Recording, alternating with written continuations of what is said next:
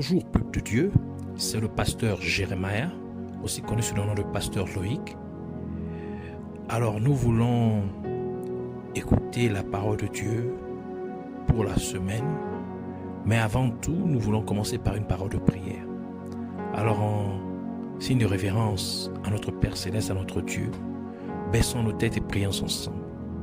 Père éternel, Dieu de gloire, Dieu vivant, Dieu tout-puissant, Roi des rois, Seigneur des seigneurs, toi qui règnes pour toujours à jamais, toi qui es au-dessus de toutes choses, seul et véritable Dieu, Père de gloire, merci pour cette nouvelle opportunité que tu nous permets de pouvoir nous recueillir dans ta présence.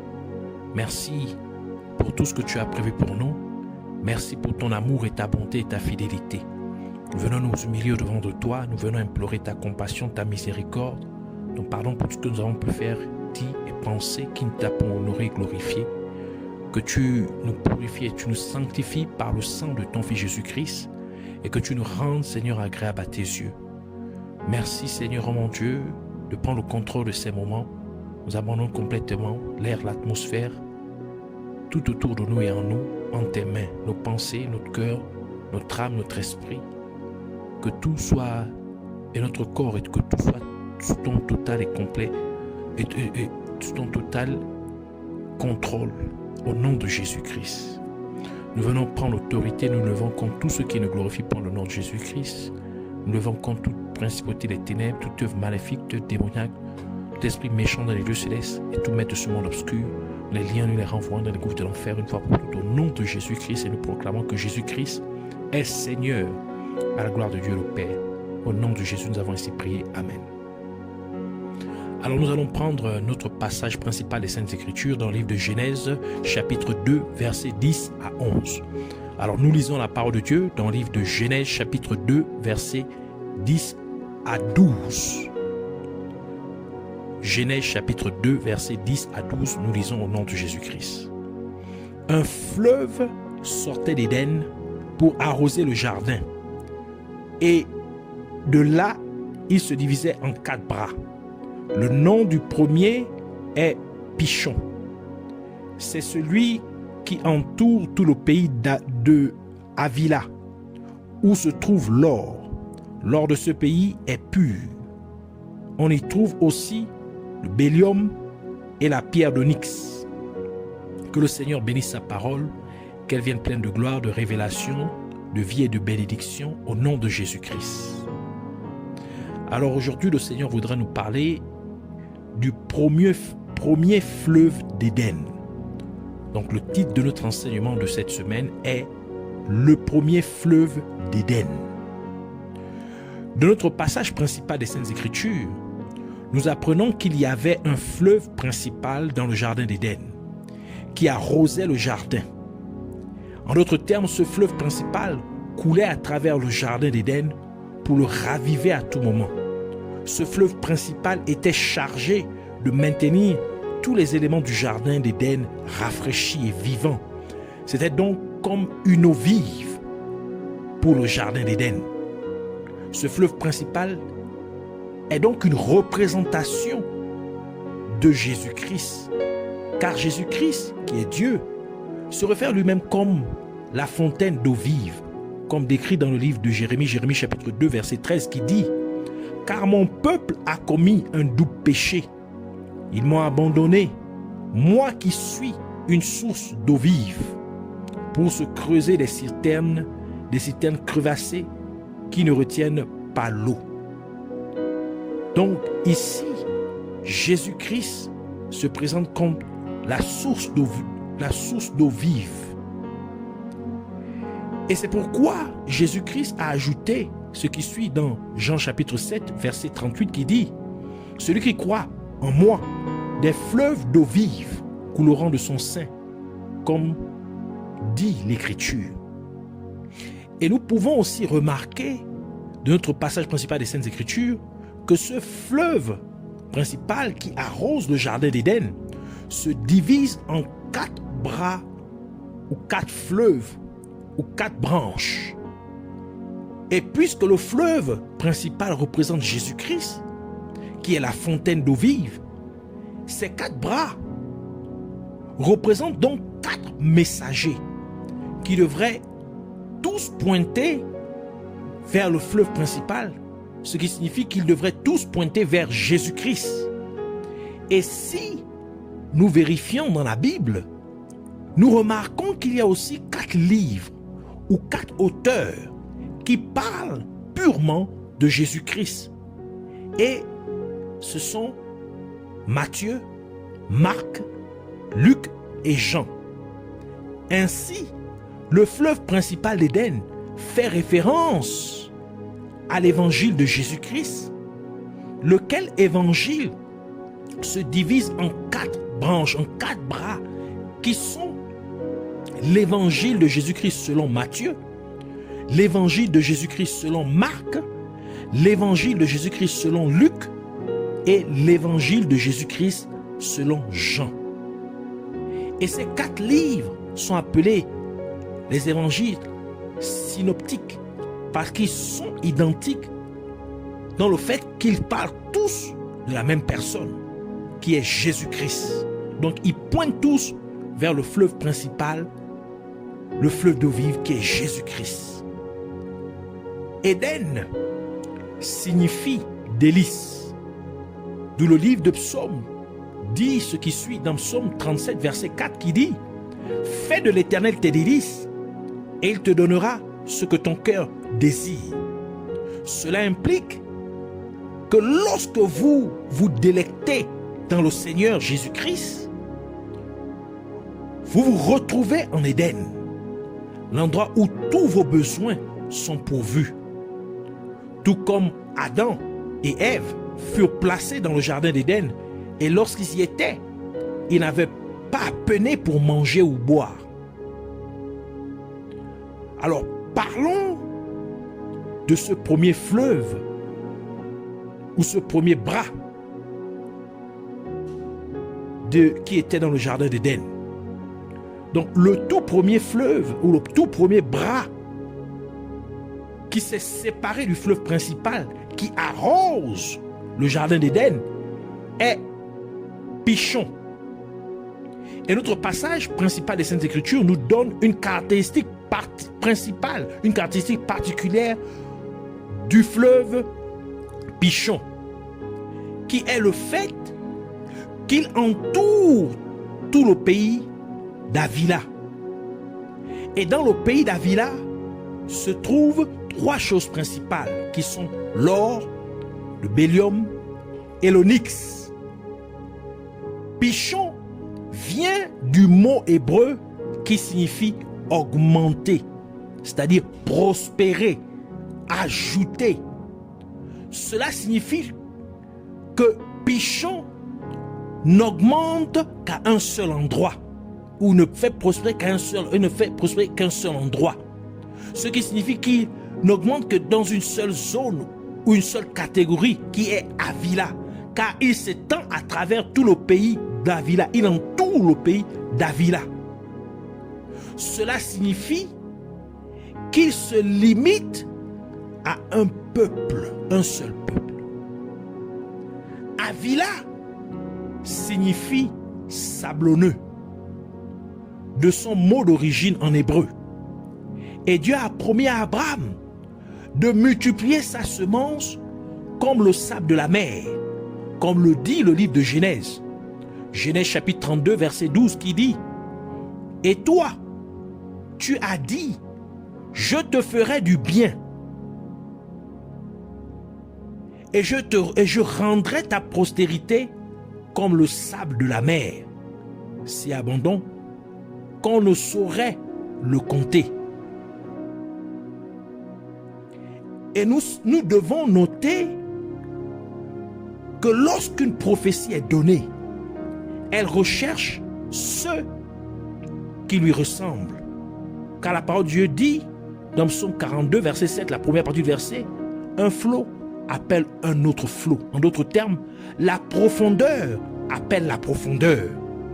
Et le livre de Proverbes ajoute également dans Proverbes 27, verset 17, le fer aiguise le fer.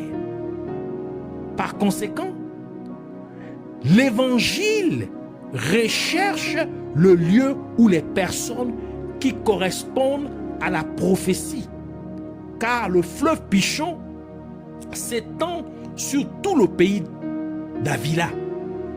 Et sachant que Avila signifie sablonneux et que Dieu a promis à Abraham de multiplier sa postérité comme le sable de la mer, donc de rendre sa prospérité sablonneuse, cela implique donc que la prophétie recherche les descendants d'Abraham. Et c'est la raison pour laquelle, lorsque Jésus-Christ est venu physiquement sur la terre, il cherchait les descendants d'Abraham pour leur faire du bien.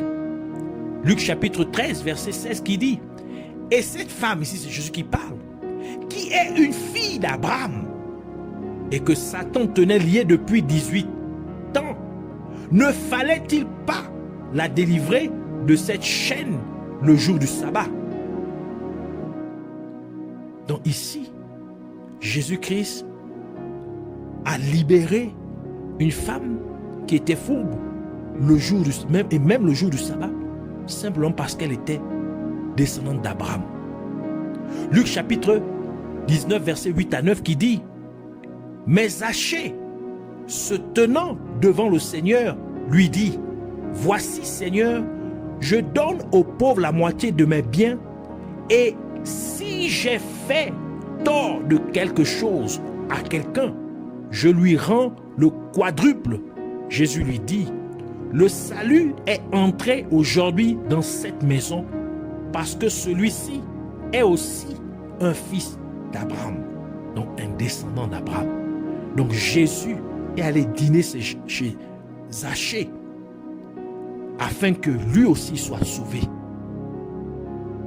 Oui, afin que Zachée soit sauvé, parce qu'il est aussi un descendant d'Abraham. Ainsi, les gens doivent faire très attention à ne pas sortir du jardin d'Éden, car la prospérité se trouve dans le jardin d'Éden, et la prospérité est liée aux enfants d'Abraham.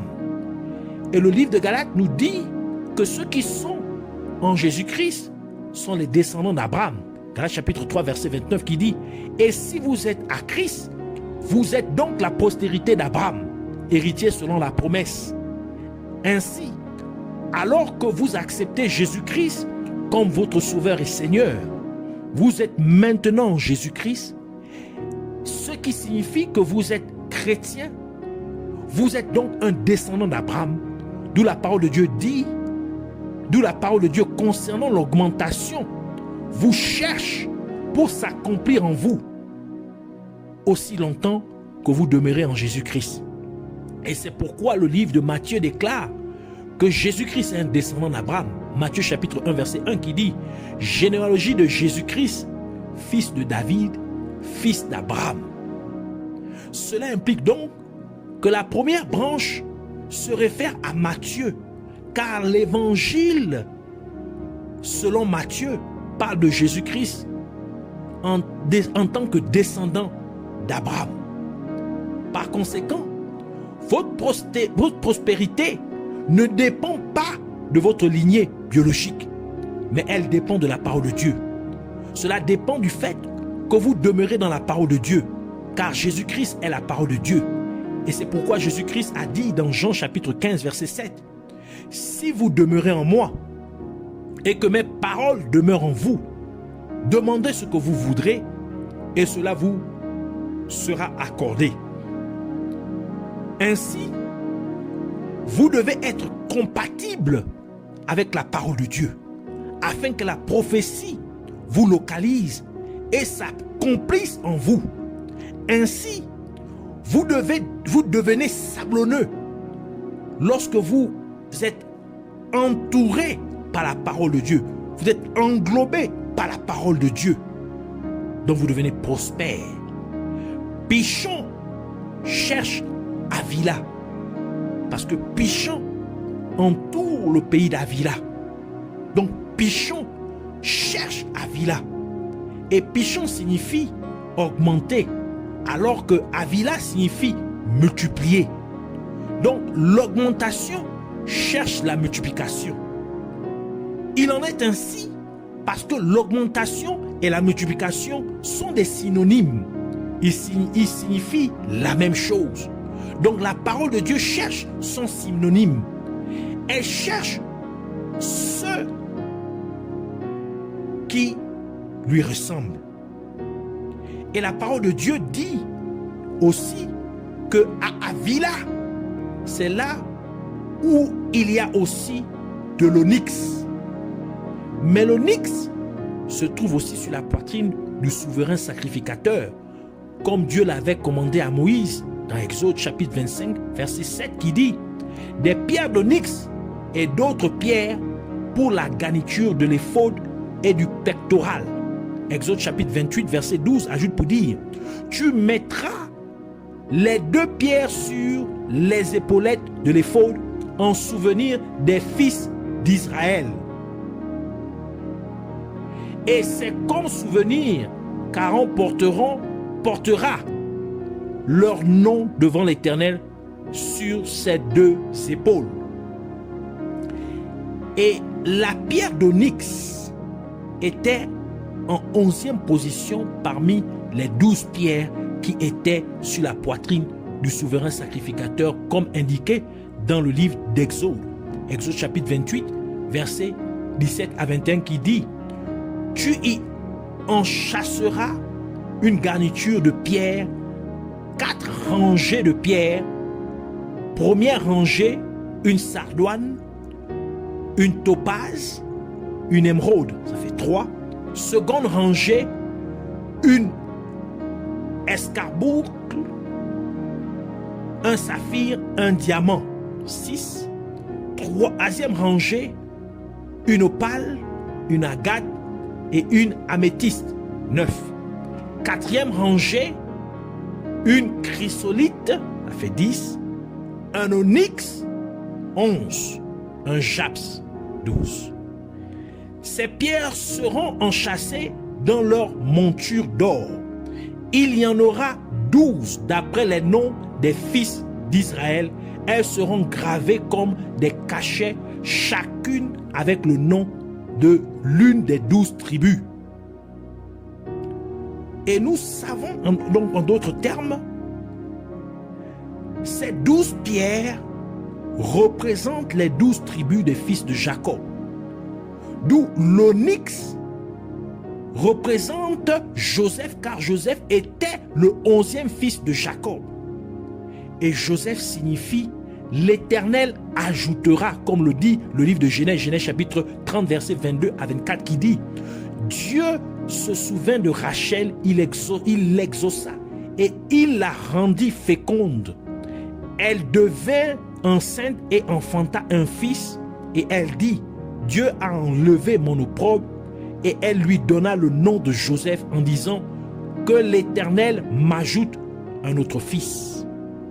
Cela nous dit donc que le nom Joseph signifie aussi augmenter. Et Joseph était en Égypte, dans un pays étranger. L'Égypte du temps de Joseph était la représentation du monde. Et en Égypte, Joseph amassa du blé en abondance, comme le sable de la mer, tel que le déclare la parole de Dieu dans Genèse 41, versets 46 à 49, qui dit « Joseph était âgé de 30 ans lorsqu'il se présenta devant Pharaon, roi d'Égypte, et il quitta Pharaon et parcourut tout le pays d'Égypte pendant les 7 années de fertilité. Et la terre rapporta abondamment. Joseph rassembla tous les produits de ces 7 années dans le pays d'Égypte. Il fit des approvisionnements dans les villes, mettant dans l'intérieur de chaque ville les productions des champs d'alentour. Joseph amassa du blé comme le sable de la mer en quantité si considérable que l'on cessa de compter parce qu'il n'y avait plus de nombre. Et le blé est un symbole de la parole de Dieu. Cela signifie donc que nous, descendants d'Abraham, qui sommes dans ce monde, Nous, et pourtant, nous n'appartenons pas à ce monde tel que Jésus-Christ l'a dit. Nous devons recueillir, c'est-à-dire assembler la parole de Dieu en abondance, comme Joseph rassembla le blé en abondance. Nous devons tellement augmenter dans la connaissance et la compréhension de la parole de Dieu, afin que Dieu nous rende prospères dans tout ce que nous faisons. De même que Joseph a tellement augmenté dans sa récolte de blé et que Dieu l'a rendu prospère en tout dans le pays d'Égypte. Genèse chapitre 39 verset 2 à 3 qui dit: l'Éternel fut avec lui et la prospérité l'accompagna. Il habitait dans la maison de son maître l'Égyptien. Son maître vit que l'Éternel était avec lui et que l'Éternel faisait prospérer entre ses mains tout ce qu'il entreprenait.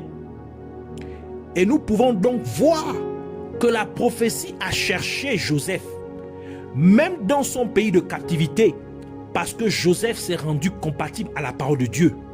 Joseph s'est rendu conforme à la prophétie, et la prophétie a localisé Joseph pour s'accomplir en lui, parce que le nom Joseph signifie l'Éternel ajoutera, ce qui se réfère simplement au mot augmentation, prospérité.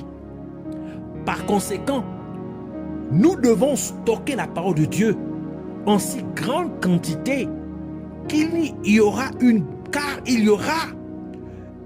grande pénurie de la parole de Dieu dans les derniers temps, c'est-à-dire dans les temps dans lesquels nous vivons. Il y aura une famine de la parole de Dieu, comme ce fut le cas en Égypte, car Dieu a dit à Amos, dans Amos chapitre 8 verset 11 à 12, voici les jours viennent, dit le Seigneur, l'Éternel, où j'enverrai la famine dans le pays, non pas la disette du pain et la soif de l'eau, mais la faim et la soif d'entendre les paroles de l'Éternel. Ils seront alors errants d'une mer à l'autre, du septentrion à l'orient.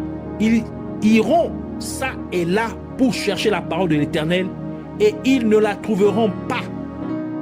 Et c'est parce que Joseph avait récolté tant de blé que sa famille fut sauvée, et même beaucoup de gens à travers le monde, car ils sont venus à Joseph pour acheter du blé. Ainsi, vous devez également stocker la parole de Dieu en très grande quantité, afin qu'au temps de la famine de la parole de Dieu, de nombreuses personnes viennent à vous pour recevoir la parole de Dieu et être sauvées. Et cela inclura votre famille. C'est pourquoi Dieu a dit ce qui suit à Abraham dans Genèse chapitre 22 verset 18. Toutes les nations de la terre seront bénies en ta postérité parce que tu as obéi à ma voix.